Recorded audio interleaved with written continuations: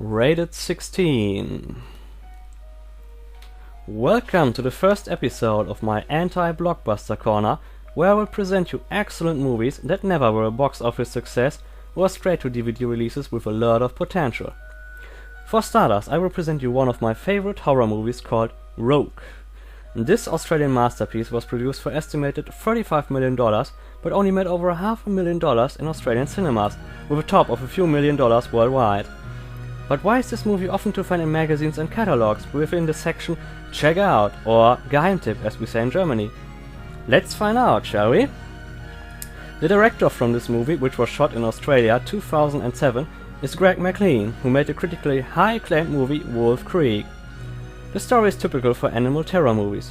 We follow a traveling magazine journalist who's looking for special tourism attractions, and he finds himself on a river tour where you have a high possibility of seeing saltwater crocodiles, the longest and biggest crocs in the world.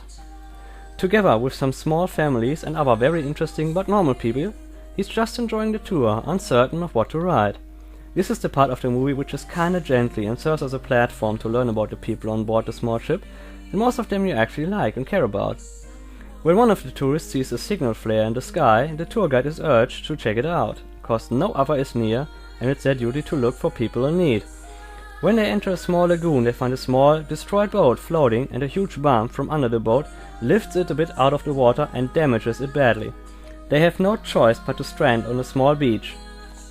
While panically trying to find a plan how to get back, one of the tourists is dragged under the water by a large crocodile.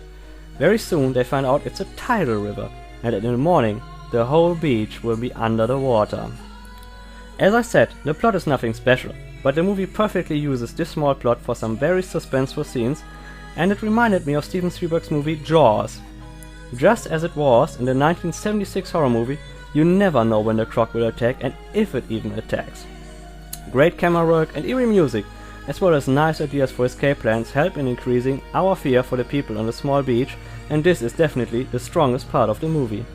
The death scenes are not very much and not that bloody, but they shock you for the time they happen, and you really are attached to the people, so it may be a bit sad for some of you. Except you are really a cold-hearted bastard. The actors in the movie are local actors without stardom, and they are really good in what they do. You believe their roles and you care for them, especially with the good written dialogues and the increasing danger in the movie. A notable mention is the actor Sam Worthington, who actually is one of the hottest new action stars in Hollywood, and has risen from zero to hero with the blockbusters Terminator Salvation, Avatar, and the remake of Clash of the Titans. I really like his native dialect in the movie, for he is in fact Australian. But the star of the movie is definitely a croc and its effects. Not only is it animated perfectly, it looks quite real and you know where the budget was used.